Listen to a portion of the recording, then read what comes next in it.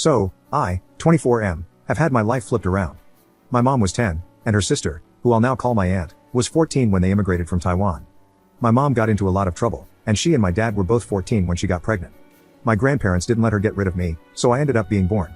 I was close to my mom until I was about 8, and then she just started partying, hanging out with friends, and arguing with my grandparents all the time. There were a few times when she just took me after an argument and kept me away for a month, or had my dad keep me.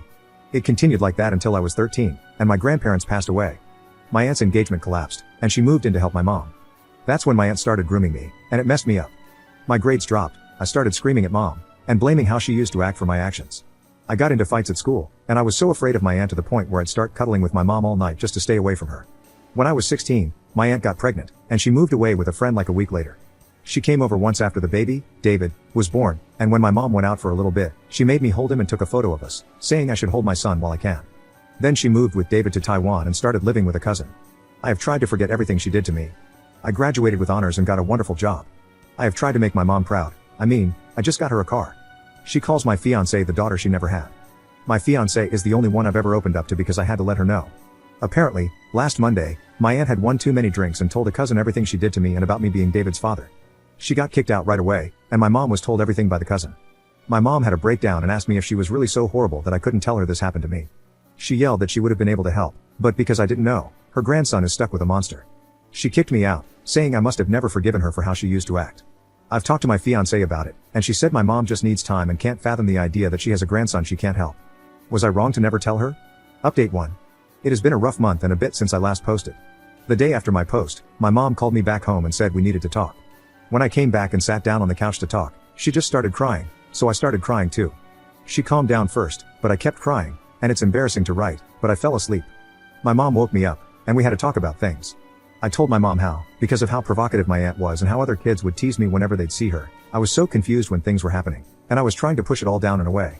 She even brought up how she should have known something was wrong, because no kid at that age should cuddle with their mom all through the night, but she was too wrapped up in trying to have fun to notice. And then, I don't know, I tried to tell her how much I've worked to make her proud. She told me that she's always been proud and I'm proof that she didn't end up being a waste of space like her parents always called her. I'm her entire life. And then she admitted that she called my aunt the night before. She told me that even though she wanted to be sly with things to find out about David, my aunt knew why she was calling. It turns out after my cousin kicked her out, my aunt moved into a hotel room because she couldn't afford an apartment. My mom offered to pay for that apartment on the condition that she sends David to her, and my aunt agreed.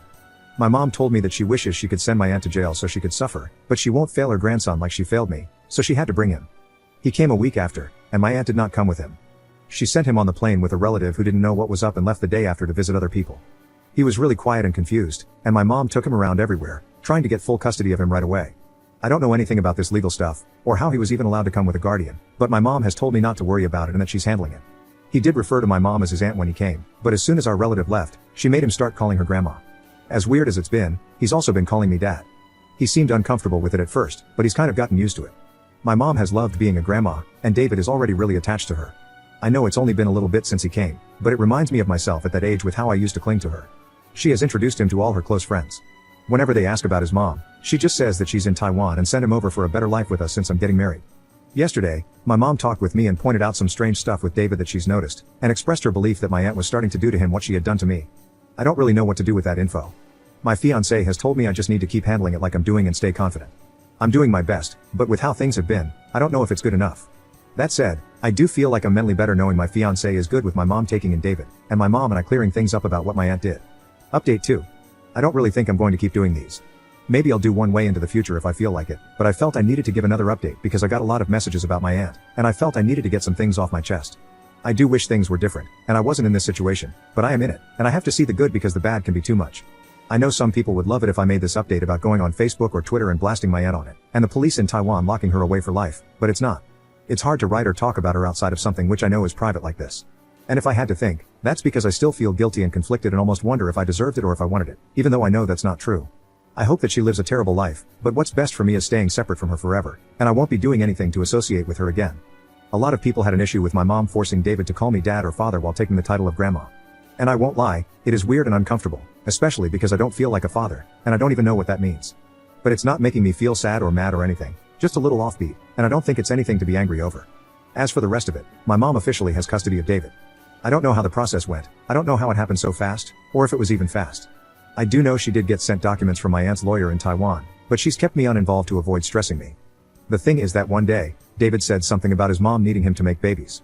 My mom honestly cried harder than she ever has that night, and when I went to her, she just kept crying, hugging me, and saying she's sorry.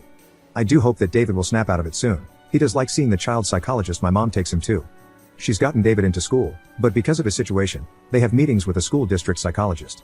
She's got him a translator because his English isn't that good, and apparently the school's resource team is setting up something called an IEP. As for David himself, it's weird that he misses his mom, but he does. I understand missing Taiwan and being scared of a new place, but I don't know why he misses her, especially since she was doing that to him. He has become really attached to my mother, and she loves being a grandma. She joked to me one day that the best thing is that nobody at work flirts with her anymore because she's a grandma. I guess the line for some guys is that she's a grandma before she's 40. She takes him to the temple, the park, loves cooking traditional food for him, and always speaks in Mandarin with him. She even went out and bought a lot of parenting books and signed up for a class to make sure she can do it right even when it gets tough. Our interactions have been limited, and I think he's scared of me, but my mom has told me over and over again that it's alright, and I don't have to do anything I don't want to do. I did ask her why she's not forcing me to be more involved, and she just said she feels it'd be wrong to force me. Another thing that happened is that my father found out about David. My father's not really in my life, he has his own wife and kids, and he's focused on them. I'm an adult now, so I'm at peace with what our relationship is. Honestly, this was the first time in months I talked to him, and before that, it was last year when he updated his will because he decided he wanted me to be the one to inherit his car. Apparently, one of my mom's friends let him know about David, and he showed up unannounced with his kids, making them carry 2 crates full of toys while himself holding a new Xbox. Much more than he's ever got from me. He talked to my mom about everything while his kids played with David, and I won't lie, I felt jealous of them because it seems like being an uncle and aunt is easier than being whatever I am. But when my dad talked to me that day, we were alone in my room, and he cried too because he never wanted me to be a dad as early as him, and it was weird seeing him cry or be affectionate with me. My mom and dad did take David out to the park that day, and he honestly had so much fun with them. I saw them come home, and he was walking between them, my mom holding his left hand and my dad holding his right hand, and they seemed to be having so much fun. It was almost like that could have been us if the timing was right, and that did feel really sweet. My mom has let my dad take David to his house a few times as well, and he started calling my dad's wife Steppy, which is weird because she's more Chinese than my mom is. They still call me on FaceTime just to talk with him, and my dad has come a few times since then because they want to see their nephew. My mom is going to go with my dad's family on Halloween because they all want to take David out. The best thing for me, though, has been my fiancée. I guess I never really understood the term that she's my rock before this, but I get it now. My mom gets it too and has me call her whenever things start to get uncomfortable, and I get why she calls me when she's in a similar place. Her family has been amazing and understanding too. They've got a very sanitized version of what happened to me, just like my mom, but they've all been so great to me. It's weird because it's like I got the one fiancé whose family treats me well despite it. And I won't lie, her parents are very traditionally Chinese, and I was scared they wouldn't keep approving of me, but her grandfather gave me a hug.